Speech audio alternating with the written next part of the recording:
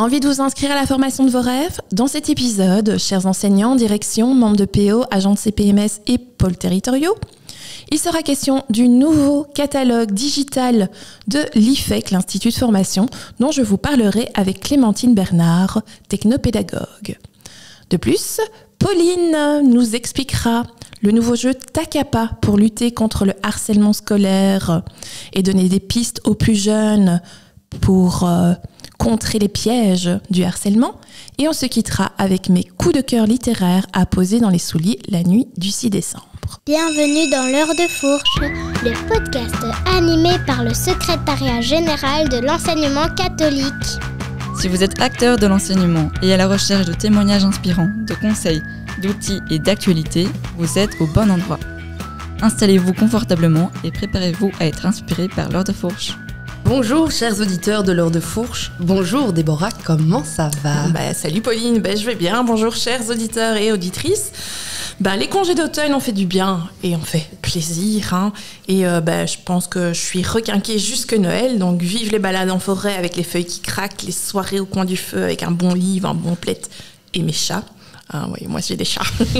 Très cliché, mais j'adore. Donc on se fait du bien comme on peut pendant cette période. Alors certains adorent aussi cette période car Noël approche. C'est aussi l'ouverture des traditionnels raclette, fondue, marché de Noël.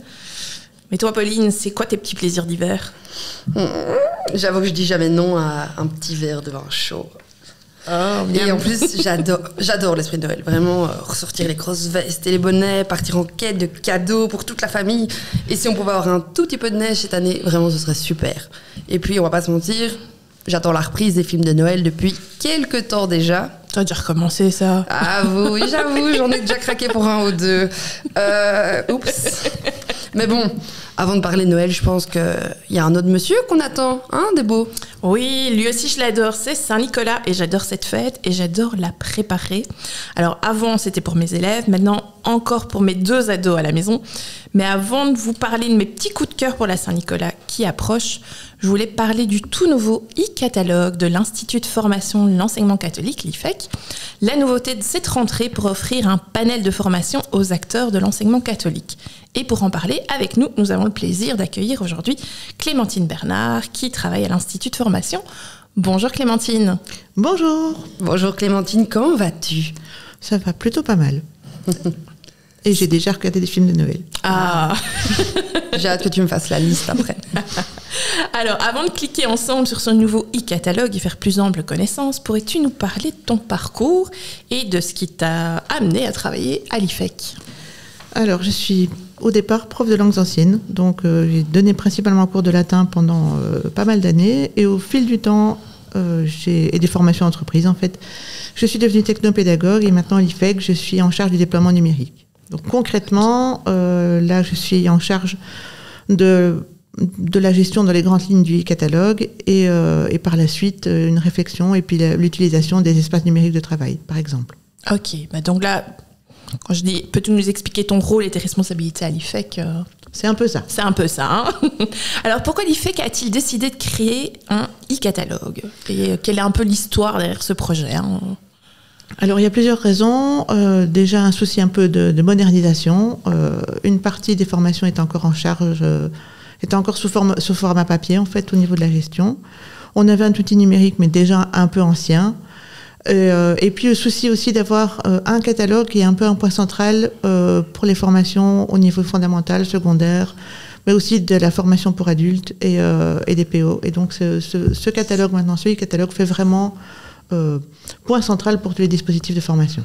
Quelles sont les formations disponibles dans ce catalogue et à qui est-ce qu'elles s'adressent principalement? Alors, ce sont des formations qui répondent aux besoins personnalisés principalement des enseignants. Donc ils peuvent s'y rendre, choisir une formation qui leur convient, qui répond à leurs besoins et choisir de s'y inscrire de manière individuelle avec toujours l'accord de leur direction. Okay.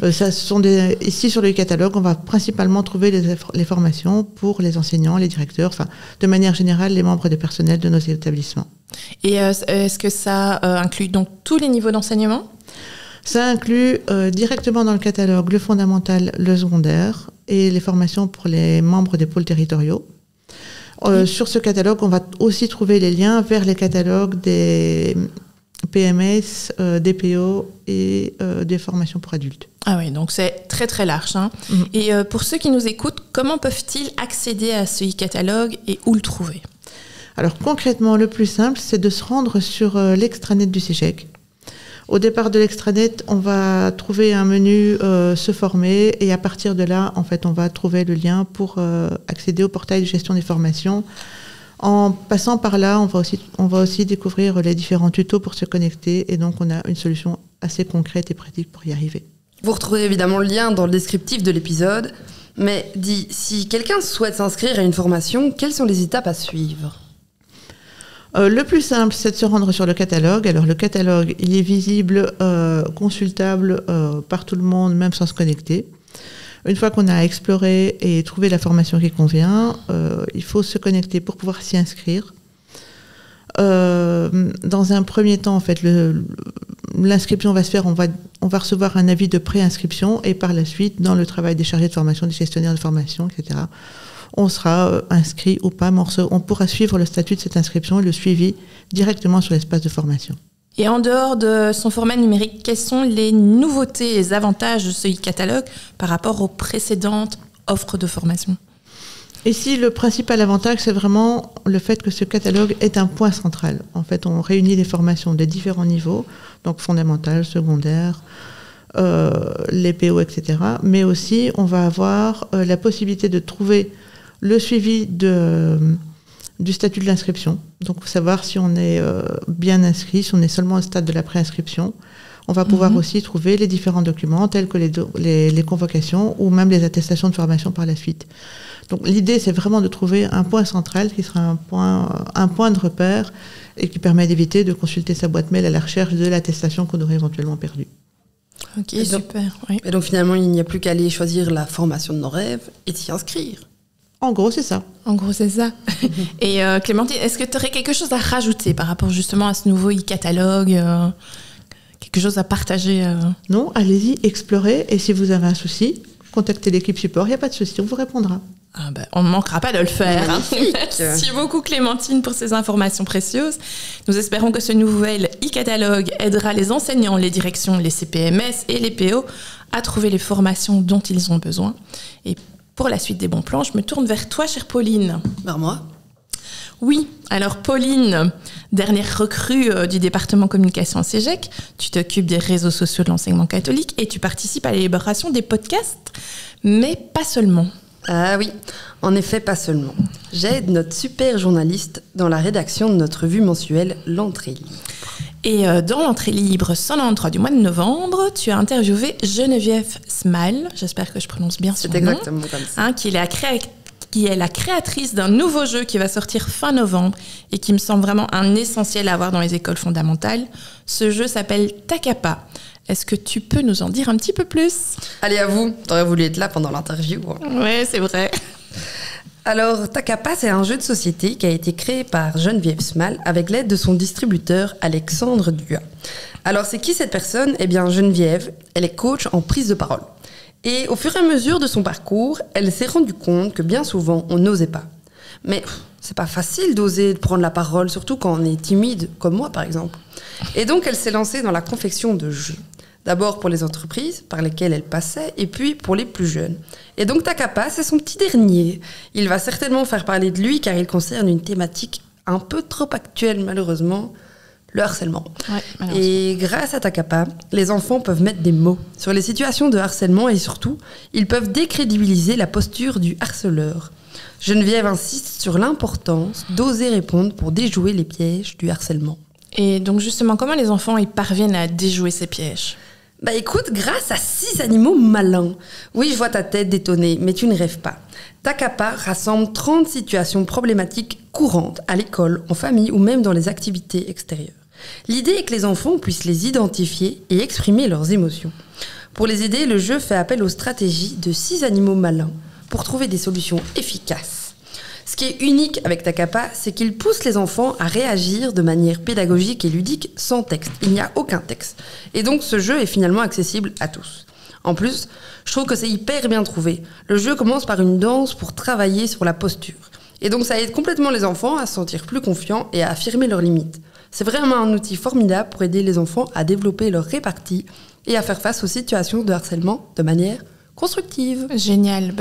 On va pas trop en parler plus. On vous conseille vraiment de vous procurer effectivement le jeu Takapa, qui est le petit dernier sorti pour les plus jeunes. Mais moi, je sais qu'il existe aussi une version pour les plus grands, pour les plus âgés. Exactement. Comme je te le disais, cette version-là, elle est destinée initialement aux enfants. Mais ses prédécesseurs de la série Tac à Tac ont été conçus pour les adultes. Geneviève voulait aider les personnes qui suivent ces formations à développer leur répartie et surtout à répondre de manière appropriée, même si on est confronté à une situation inconfortable. Ils sont donc utilisés pour aider les adultes à mieux communiquer et à s'affirmer. Takapa est donc une version adaptée pour les plus jeunes, mais l'idée de base, finalement, elle reste la même. C'est aider les personnes à s'affirmer et à faire face aux situations de harcèlement. Et pour le reste, je vous laisse aller découvrir l'article dans l'entrée libre numéro 193 de ce mois de novembre. Merci beaucoup Pauline. Et pour terminer donc, je vais parler de mes petits coups de cœur littéraires autour de la venue du Grand Saint-Nicolas. Le premier coup de cœur qui est aux éditions Mijade, c'est « Quand je serai grand, je serai Saint-Nicolas » de Maud Debelle et de Stefano Martinus. Alors, devenir Saint-Nicolas quand il sera plus grand, c'est le souhait de César, qui partage à son institutrice et ses camarades. Donc, c'est vraiment une idée originale qu'elle lui réplique.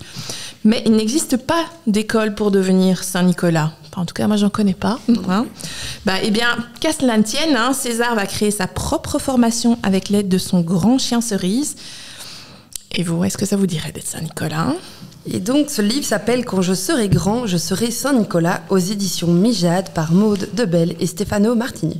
Alors, Maud Debelle, c'est une autrice bien de chez nous et j'en profite donc pour vous rappeler que durant tout le mois de novembre se déroule « Lisez-vous du belge » qui est une grande campagne de promotion célébrant la diversité du livre belge francophone en librairie, nos librairies qui ont bien besoin de vous, en bibliothèque, dans les écoles, dans les lieux culturels partout en Wallonie et à Bruxelles, ainsi qu'en ligne.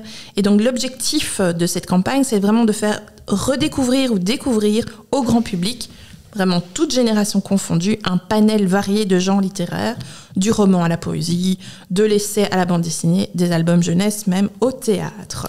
Et si j'ai bien lu, c'est la 5e édition cette année.